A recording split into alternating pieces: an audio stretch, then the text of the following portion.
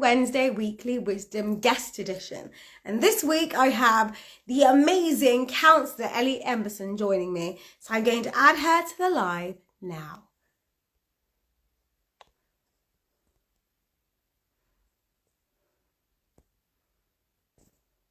Ellie.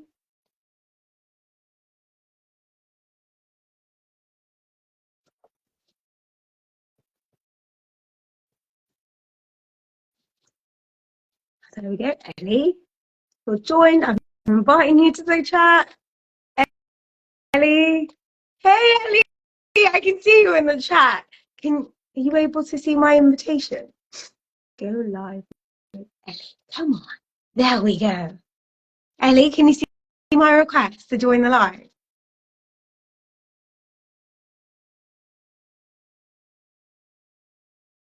Yes, finally. We've had lots of fun getting into this call tonight, but I'm so excited to have you on Wednesday Weekly Wisdoms. Now, for all my amazing people watching this, let me introduce you to Ellie. Ellie is the second youngest councillor at Reading Borough Council ever. She's lead council for housing and just generally AG, and she's going to tell you all about that. She's a paralegal and she's studying at university all at the same time. Now, you're going to tell us how you manage all of that together, because that's pretty wild. And also to be one of the second youngest councillors. I mean, first of all, we have to start by what made you want to do this at such a young age as well? Yeah, so it's nice to finally get on. Sorry I was late because of the trains, right. but I made it, and it's my first. I've never done a live video, so it's interesting to see how it works. Yeah. So why did I get into politics? So I started lobbying local politicians about mental health, because a lot of my friends, myself, during secondary school struggled with mental health. So I lobbied the politicians, and that's when I realised there's politics with the little p and the big P, and then kind of kept getting more and more involved, and it went from there. Okay, so you started off as a student just wanting to make a change for yourselves and your friends. Pretty much. I think there's something that you can really inspire people, because you also said there's a difference between big P politics and little p politics. Can you tell us more about what that means?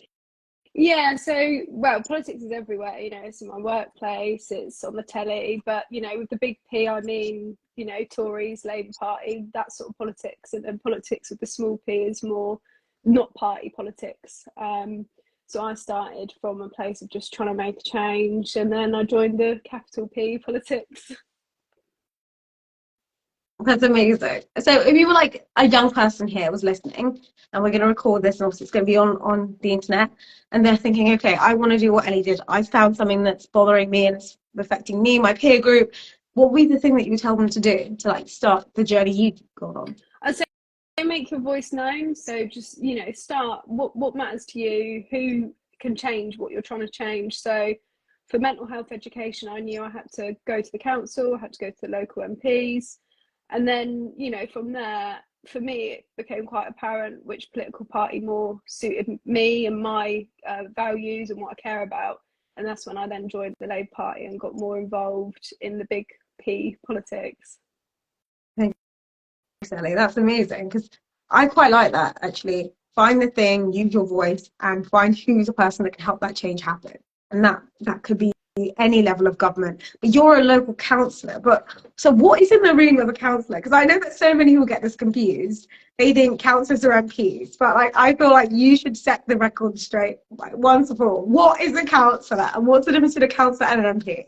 So a councillor, the way I describe it to residents, is basically like a little MP. So you have a much smaller patch to cover.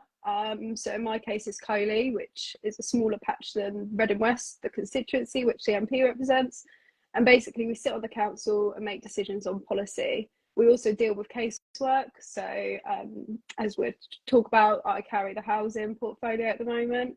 So I deal with the housing side. But yeah, so it's basically, we run the council in terms of that political oversight and management.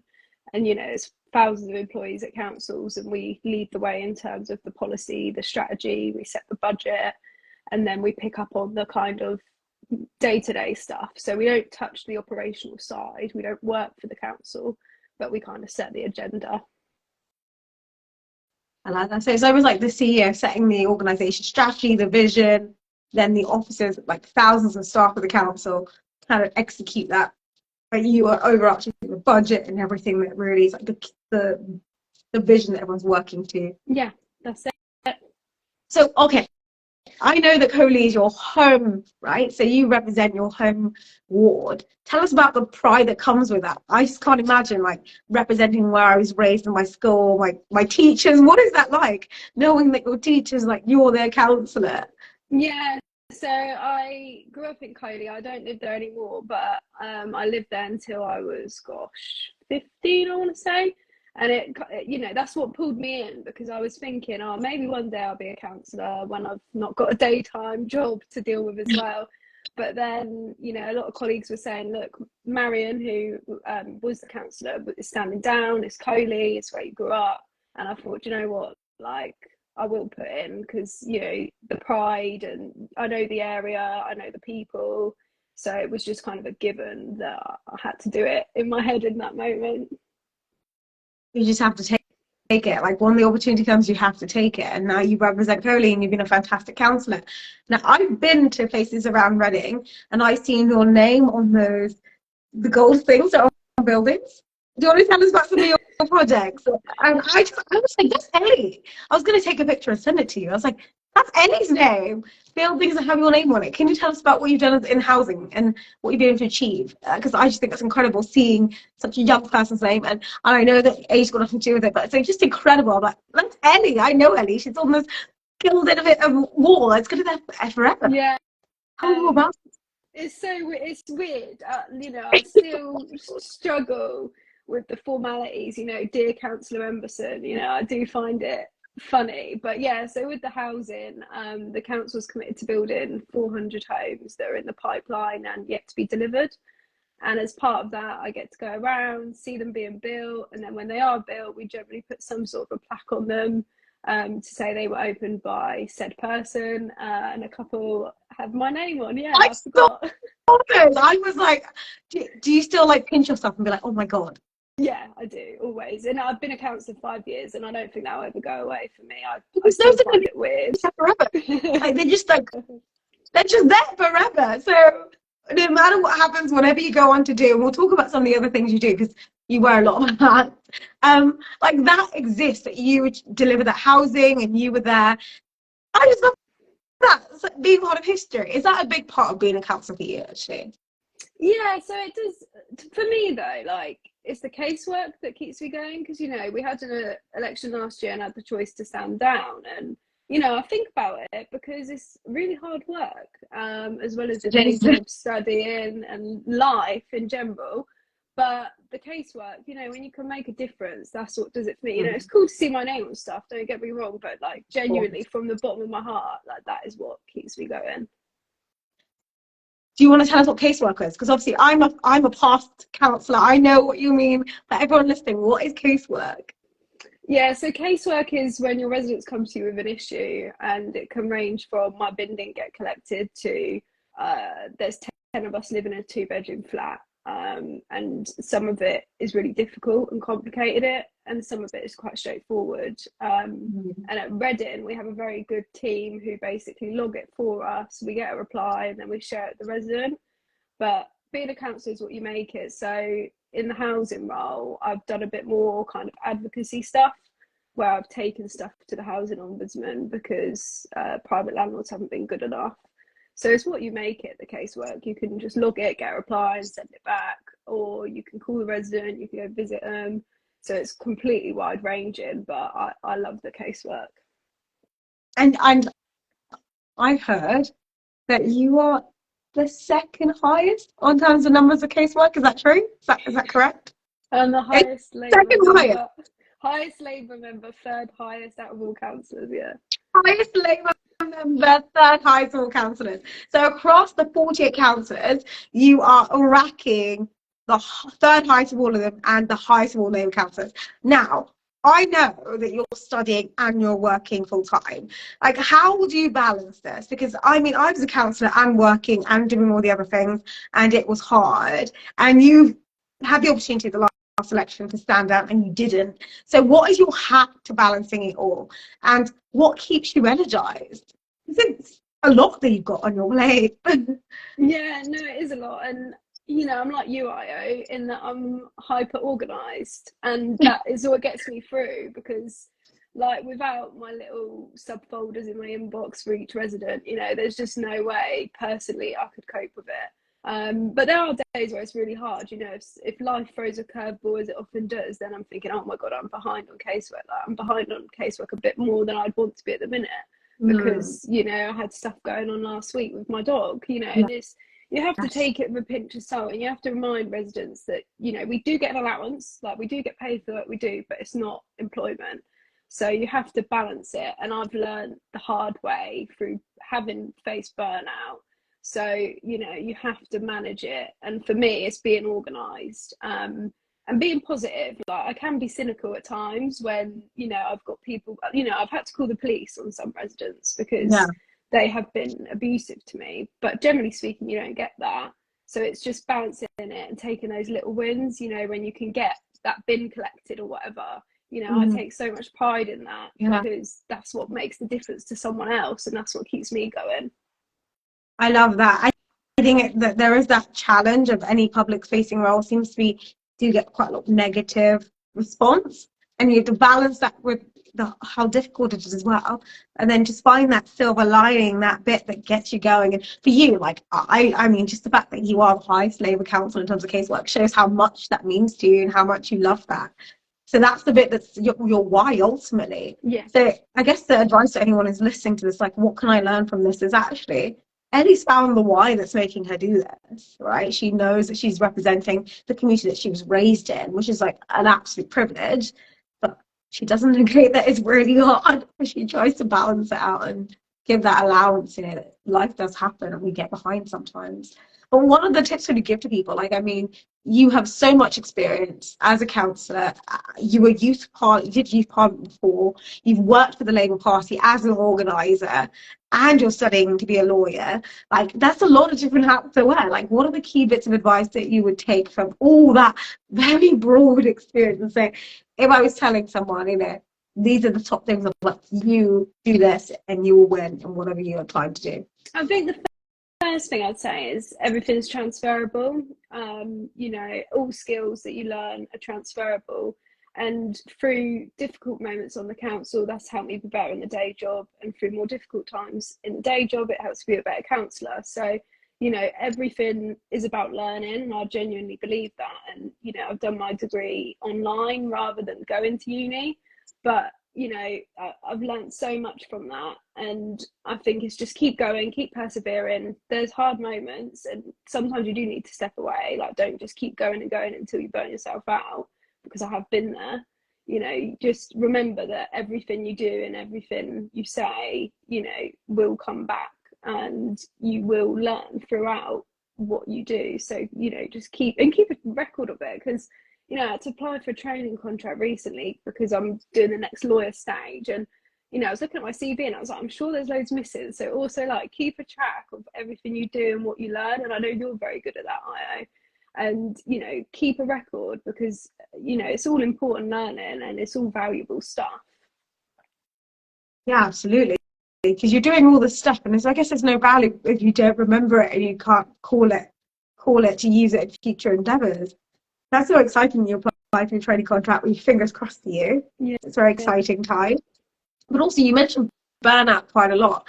How have you come back from burnout? Because obviously in the last election you chose to restand, and you're still doing everything you did before. So what was the antidote to burnout? So you know, you have to spot the signs, and I've been on the cusp of proper burnout a few times, and I've learned the hard way that you have to look at those signs and acknowledge them and take the time. So, you know, I'm very lucky. I have a very flexible employer. I do 2 days one week and then 3 days the other in the office. And, you know, it's setting those boundaries with yourself and with others. That's absolutely paramount. And I'm still learning, because, you know, I will still be working late at night to get that casework done, because I know that resident is relying on me. But it's setting those boundaries. So, you know, take a day off, take that evening off, and make sure you do that, because if you're burnt out, you can't help anyone. Absolutely. And I think there's a little bit of additional tip that I'm going to add, because I know very frequently at midnight say, I'm just about to do this thing. So I think you need accountability buddies to tell you, Ellie, midnight, so we were starting this. Should we be going to bed? Because it's so great that you're talking about boundaries yourself and others. But I know you're so passionate about what you do, and very frequently you are still overworking.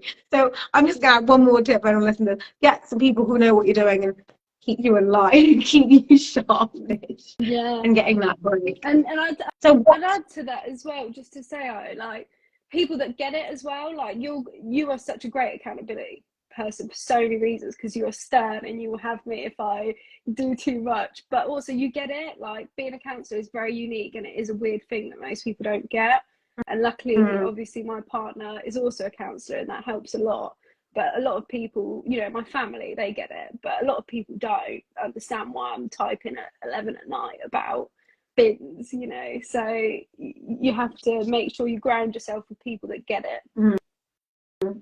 Absolutely, because it's important work. It's a stuff that actually really affects people's lives, and I think that's really important. That's why it's so important to say what a counsellor is. But actually, people listening who didn't know what a counsellor is before, how do you think they should engage with you? Because you mentioned the less than pleasant parts of it. I know we know this is something that we experience either as younger women in politics, but what can people do to make it easier, like to make your life easier, and how can they also kind of get the support they need from you in a better way? What would you advise them? I think if I, you know, having been a counsellor, if I had an issue I wanted to put to my local counsellors, I'd in the first instance send an email or pop along to one of their surgeries. So they're generally advertised on the council website, and you can just pop in. And I think, you know, be straightforward. You know, I have seen people come with issues that are very complicated, and it's he said, she said. So come with what you want to say, and, you know, say it. Don't change it or dampen it down, because I know some residents don't want to come out with the full picture because they're nervous, you know, whether they're in arrears or they're struggling with debt, for example. So I'd always say, come, you know, as you are, be honest, and just, you know, get in touch in the first instance, and just appreciate that we don't have full-time jobs, and most people do, but sometimes I do get chasers and have to remind people that I'm not going to reply within 24 hours. So I guess people understanding that it's not a full-time job. It's something that I guess there's more of a vocation. It's because it's a purpose-led endeavor, and it's something you do on top of everything else. But actually, the first point of contact is those go to surgeries, drop an email, and be completely as open as you can in your communication with us, because we're only trying to help, aren't we? Yeah, that's it. And, you know, a lot of casework, you end up in a back and forth between council staff and the resident. And, you know, I learned the hard way that there are two sides to every story. So, you know, it's really important that you share as much as you feel comfortable to do so that we can pick it up in the best way. Yeah, absolutely. What's been the best part of being a counsellor for you? Because obviously you've done this for such a long time now. What's been the highlights? The things that you're like, key things you're so proud of, or moments you felt, yes, this sacrifice is absolutely worth it. I know you said bins, but I want to know what else, because you've done an awful lot. So it's a time for you to brag. Yeah, let me think. I think one of the key moments was when we won the Housing Award as a council for our new build programme.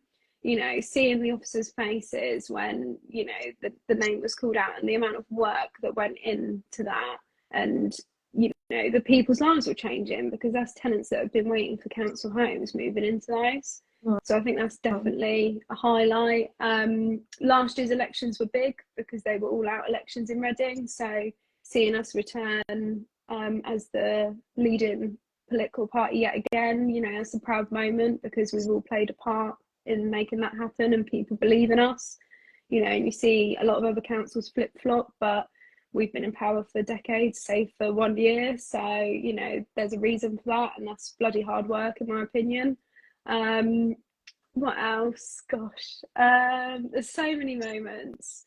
We don't get a brag enough, so this is such a good opportunity to just absolutely like wave the flag. This is what we've done. This is what I've done. I'm just thinking. I had when I first became a lead councillor, I was the corporate lead councillor, and we had some difficulties with the local cemetery in terms of Muslim burials, and we had a policy change in terms of what we planned to do with that section, and that took I calculated it actually, because I am that geeky, about 80 hours of my time. Wow. Because I'm a lawyer, I track like all my Billable time. hours. Yeah, I can't bill, you know, council's not billable, but I do keep an eye on it. And I spent about 80 hours on the cemetery, liaising with the community, liaising with council staff. So when we changed that policy, that was huge, you know, and that's a faith thing, and that matters to people. And I have family members who are Muslim, so I fully appreciate the issues associated with what we had in place. So that was a big one a couple of years ago. God, I should write them out, shouldn't I? On my I feel achievements. like you should write all your wins, because you've had a series of amazing wins, and it's incredible to watch from the outside. But I'm guessing you're living it, and it's just bread and butter for you. But it's such a good reminder what you're doing. I like to write down everything I do as a counsellor. I remind myself when I was a counsellor, this is why we're doing it. This is what we're doing. But what's next? You've been a counsellor for a long time. You're studying to be a lawyer. You're applying your training contract. What's the ultimate goal? I mean, to be nosy and to get out in the world, but what are you aiming for? Genuinely, I don't know yet. I'm still just plodding along, and I genuinely mean that. I mean, you know, my parents divorced, so I didn't go to uni, so I did it the hard way, by doing it all online and working. And you know, I had a similar question in terms of work, like what area of law do you want to go into? And I genuinely don't know yet. I'm still taking that time, and you know, I've got my house that I need to do up, so right now I'm just trying to focus on like myself. But you know, I want to be a lawyer. I just don't know what kind of lawyer, and there's various routes you can take to do that. The difficulty I have is I got the 4-year term last year, so I can't apply for councils because I'd be politically restricted. So I have to think about the timings. You've got a 4-year term because you're the most popular councillor on the ballot. I feel like we should state that so people understand why. In the last all-out elections, there are 3 ballot spots, and the one that gets the most votes gets the longest term. And Ellie got the most votes and got the longest 4-year term. My 2 colleagues aren't watching either. Well, it's true. It's public knowledge of the number of votes that were got. Yeah, it was a good result. So that's why you can't apply for council. So carry on. I just felt like we had to explain that. So I went into last year open-minded, thinking, oh, maybe I'll come second, I'll get a 2-year term because that's how it works. And you know, I was also top of the ballot, which helps because alphabetically people look to the top of the ballot, and I was right at the top, which also helped boost me up. So I got my 4-year term, so I'm up in 2026. Training contracts are 2 years or 3 years out, so I've just applied for one that starts in 2 years. And then I need to work out if I want to study what's called the LPC or the SQE. So I'm still weighing up my options on that. And we're looking towards a general election, and the boundaries are all changing. So that will be interesting. I'm hoping to get more involved in supporting Matt Rodder be elected in Reading, and support whoever ends up in the outer Reading seats as well. Wow, you have a lot of unknowns and a lot of decisions to make in the next 3 to 4 years, and a lot of big things happening. I can only wish you so much luck with it, because there's just so much, but I quite like that. And I don't think, like, to almost go over it a bit, like, it's very rare that you speak to people who don't have everything kind of closed off and where they're going. So it's quite nice, actually. There's a lot of openness, and there are things that you don't know, like what specialty in law, which way you're going to approach it, LPC or otherwise, like what you're going to do politically. I quite like that. It's so interesting, and it's such a different perspective. Yeah, I really enjoy it. I'm terrified. I like certainty, but you know, I'm just going with it because, you know, I nearly gave up on my degree so many times because it was so hard, and you know, I made it. I've submitted my last one, and I'm very proud of that. And you know, now I'm just going to take some time to work it out and chill a bit, because I am 100 miles an hour all the time. Don't we know it? Don't we know it? I think that's a really valuable point, and it seems to be a theme in all the conversations I'm having. The need to rest, avoiding burnout. I think that seems to be a big thing at the moment. And I know that for you, I mean, you're youngest, you're female, you're so many different things in the spaces you're in. That brings its own challenges. And there's so much more, so much need to build your own resilience. How have you felt like that, actually, Dean? Because we talk about how amazing it is that you're second youngest and, you know, to be a lead councillor when you are and all the things you've achieved. But how's the other part of that playing for you? And, you know, navigating this space in your future as well? Yeah, it's weird. I mean, you know, I'm 24 now and I do feel old because I was elected when I was 19. And you don't say that. I know I'm not. I know I'm not. 24. It helps that Jason's obviously older than me. Yeah, so it's weird. I mean, when I was first elected, it was like, wow, I am like the youngest. I'm one of the youngest in the country. And then, you know, I just got on with the job and just thought, well, I'm just a young person doing things. And I often forget, you know, my age, and I get on with everyone and anyone. And there's only moments where I think, wait a minute, I do think about this from a different generational perspective. And I think that's healthy, to have that balance across a political group. So yeah, but it's hard. You know, when I first got elected, I had a lot of abuse. People saying, "Oh, she's got no life experience." When actually, I have more life experience than most old people. So good one. Done an awful lot. I think age doesn't mean an awful lot if you've lived, like, there's a saying you can live the same year 60 times, or you can have this absolutely eclectic life that has so much experience in it. And I think that is what you have, kind of that old soul in a young vessel. So definitely not worth discriminating against you for that. But I'm just so glad that you joined me for a chat, because there's so much going on in your life. And it's just like, I wanted to talk to you, learn more about it, learn from your journey, being so young and so incredible in the achievements you've been able to make in very public facing roles, and hopefully hoping that those listening to this be inspired by it and be like, Ellie did it, I'm gonna do it. Yeah, no, and thank you for having me, because you know it's very flattering, and I'm one of those people that genuinely struggles with feeling proud about it. So it's been, you know, refreshing to have this chat and, you know, think, oh, I have been a councillor for 5 years. That's quite cool. And I'm always happy for people to shadow me. I'm happy to act as a mentor. You know, we need more young people in politics, and we just need more people in politics. We always struggle across the political spectrum to find people, because it is really hard. You know, why would you put yourself on the line in that public facing role? So, you know, I'm always around to help people and, you know, cheer people on. You know, Bracknell Council just became Labour, and I'm meeting with one of their councillors at the weekend because she was a woman who thought, oh, I can't do it. And I said, shut up, you can. And I was very solidarity, you could do it. And she's now in the cabinet, and she's going to be great. So, you know, we have to rah each other and, you know, support one another, because it is tough in politics, and you have to just keep going to make that difference. But you're making a difference, you're doing an incredible job, and you're still offering your time for other people to contact you. So anyone who wants to get hold of Ellie, just put the offer out. And to be fair, you're an incredible mentor for so many people getting involved in politics. So I just know that anyone getting in contact with you will learn so much by keeping it incredible. And like in this new season, let's make sure we get that rest in. But thank you so much for joining me this Wednesday, the Wednesday Weekly Wisdom guest edition. It's been so much fun to have you. And I love chatting. I can't wait to do this again. Thank you so much, Io. Take care. I'll see you soon. Bye for now.